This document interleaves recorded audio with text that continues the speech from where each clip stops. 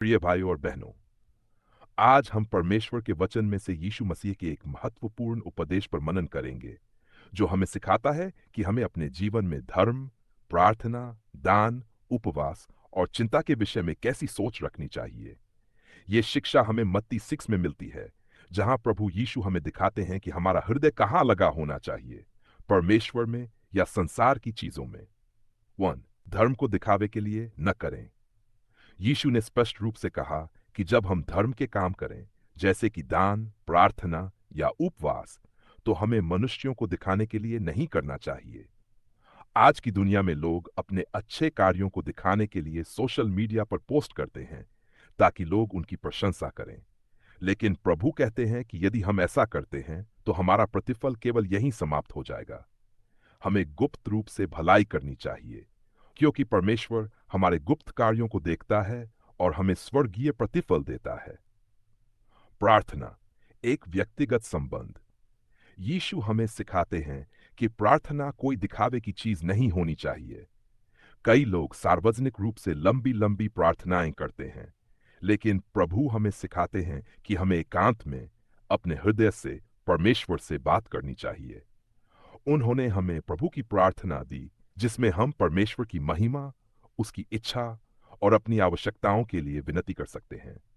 चिंता मत करो, परमेश्वर पर भरोसा करो।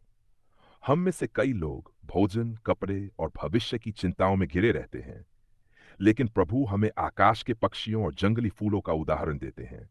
वे मेहनत नहीं करते, फिर भी परमेश्वर उनकी आवश्यकताओं को पूरी करता है। यदि परमेश्वर छोटी चीजों का ध्यान रखता है, तो वह हम मनुष्यों का कितना अधिक ध्यान रखेगा। हमें चिंता नहीं करनी चाहिए, बल्कि पहले परमेश्वर के राज्य और उसकी धार्मिकता की खोज करनी चाहिए, और बाकी चीजें हमें दी जाएंगी। दो स्वामियों की सेवा नहीं हो सकती। यीशु हमें यह भी सिखाते हैं कि हम परमेश्वर और धन दोनों की सेवा एक साथ नहीं कर सकते। आज की दुनिया में लोग धन, प्रसिद्धि और भौतिक सुखों के पीछे भागते हैं, लेकिन यीशु हमें याद दिलाते हैं कि ये चीजें अस्थायी हैं। यदि हमारा मन केवल सांसारिक चीजों पर लगा रहेगा, तो हमारा ध्यान परमेश्वर से हट जाएगा।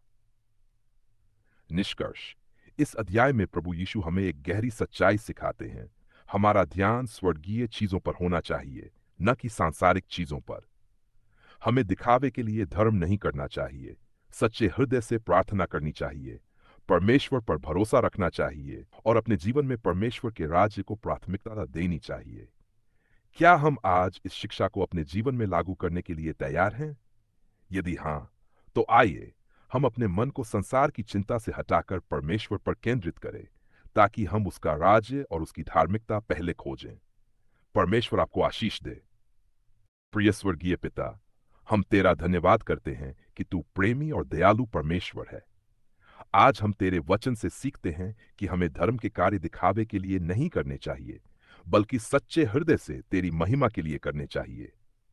हे प्रभु, हमें ऐसा मन दे जो गुप्त रूप से भलाई करने में आनंदित हो, ताकि हम मनुष्यों से नहीं, बल्कि तुझ से प्रतिफल पाने की इच्छा रखें। हमारी प्रार्थनाएं स्वार्थी और दिखावे की न हो, बल्कि विनम्र और तुझसे एक गहरे संबंध को दर्शाने वाली हों। हे प्रभु, हमें चिंता करने से बचा।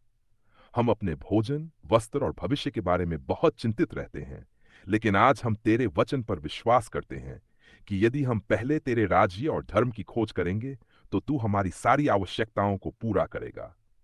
हमें धन और संसार की वस्तुओं से अधिक तुझसे प्रेम करना सिखा, क्योंकि कोई भी दो स्वामियों की सेवा नहीं कर सकता। हमारे मन को सांसारिक चीजों से हटाकर स्वर्गीय चीजों की ओर लगा।